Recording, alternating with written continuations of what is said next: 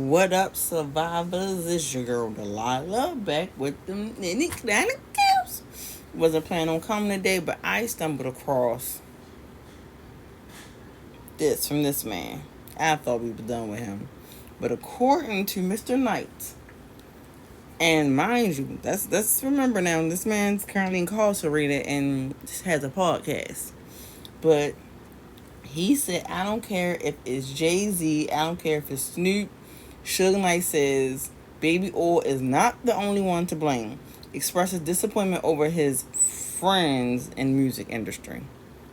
You consider them your friend? That means you know a little something something.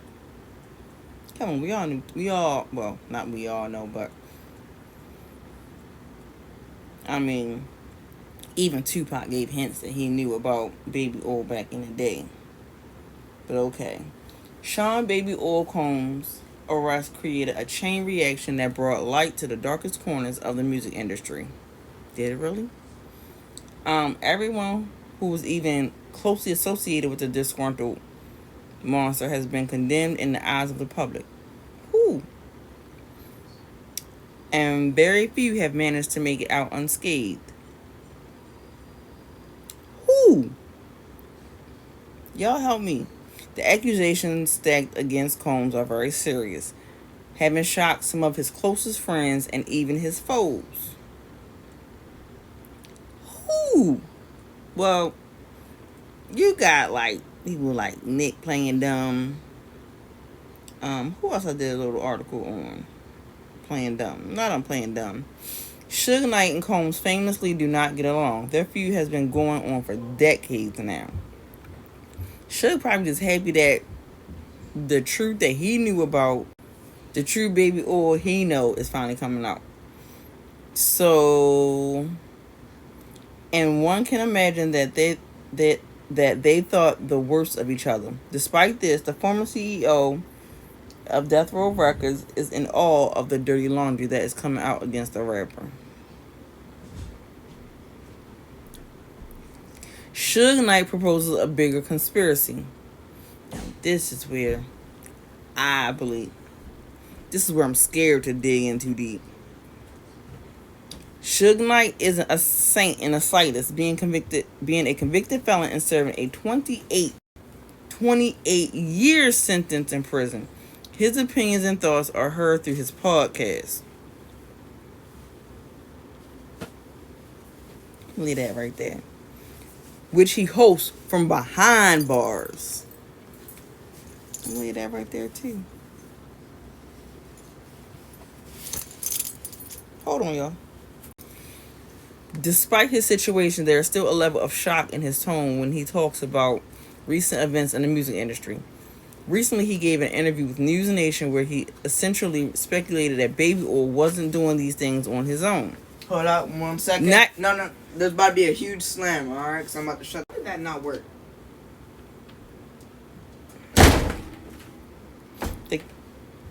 Whatever. Knight suggested that the disgruntled producer was simply a fall guy, a person that the music industry could use as a scapegoat so that the rest of his darkness didn't see the light of day. The record exec put forth some very interesting theories suggesting that this has been a cycle that Combs was simply part of. Let's remember. Wait. Let me read this. Baby Oil didn't get to where he got by doing those things listed in the allegations by himself. I believe that. He was taught by people before him, and he did it to younger people after him. And now y'all remember, if you watched the last video with the passing of Liam, this was what Liam, quote, I was just greeted by Baby Oil's slow, steady laugh. Liam Payne's first encounter with Baby Oil was... Let's remember, Liam said he was there with... Hold on. He was with him, at this, wherever they was at, him, Leonardo, and Jay-Z. He pointed out that Combs could not have learned all these things on his own. Knight suggested that there were people before Combs who taught him about these things. And in return, the producer taught them to people younger than him. So that means this. He even took some names putting forth. Clive Davis, we've all heard about that. Russell Simmons, Jimmy Iovine as figures who could have possibly influenced. I'm going to say allegedly, although we hear a lot about this Davis dude. I'm going to say allegedly. Okay. Influenced the rapper. Suge Knight took some names. While the speculation that Suge Knight is concerning enough on his own, he ended up taking it a step further. He can easily be assumed that Baby Oil's activities weren't all too secret within the music industry. Just like they want to say Roberts was secret. Bullshit. It can easily be assumed that Baby Oil's activities weren't all... Well, I just said that. So much so that even the federal authorities mentioned it, stating that his actions were widely known and that they had gone on for years. They want to let you build stuff. They want an ace in the hole. They want slam dunk it. Man been doing stuff up as late as this year, 2024. Jumping off on his own theory, Knight mentioned that there was perhaps a time when people knew what was happening to Combs. Keeping this in mind, he also seemingly expected big names like Jay-Z, Snoop Dogg, Rick Ross, and Dr. Dre to speak up. Okay, and then he said, I don't care if it's T.I., I don't care if it's Rick Ross, I don't care if it's Jay-Z, I don't care if it's Snoop, I don't care if it's Dre, I don't care if it's The Game. Nobody stepping up on the fact you knew what's going on. Or you know what's going on.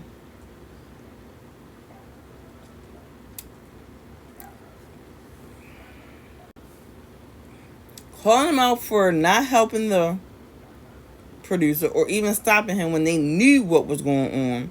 There's no denying that Knight made a bold move.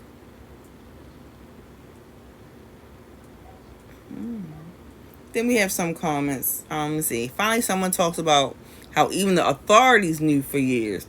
Gotta add them to the list of who knew. They too need to be accountable. I appreciated his dressing so fine. His music isn't for me, but seeing someone come from nothing to be very wealthy was a lock up the whole BMF, somebody said. I ain't saying it. As an attorney, it is my belief that the Mann Act, a federal statute first enacted in 1910, is unconstitutionally vague and overbroad and must be repealed as it now stands. Y'all tell me what y'all think. I'll tell you what I think. I think this cuckoo who has a podcast from behind bars, speaking a little bit of the truth. I'm not sure about the people he named as far as Dre, Snoop, and all of them. But I do believe, just like everybody claimed they didn't know about Robert Kelly's doing, that's a whole lie. If you made it this far, please hit that like button, that subscribe button, share, because sharing is caring.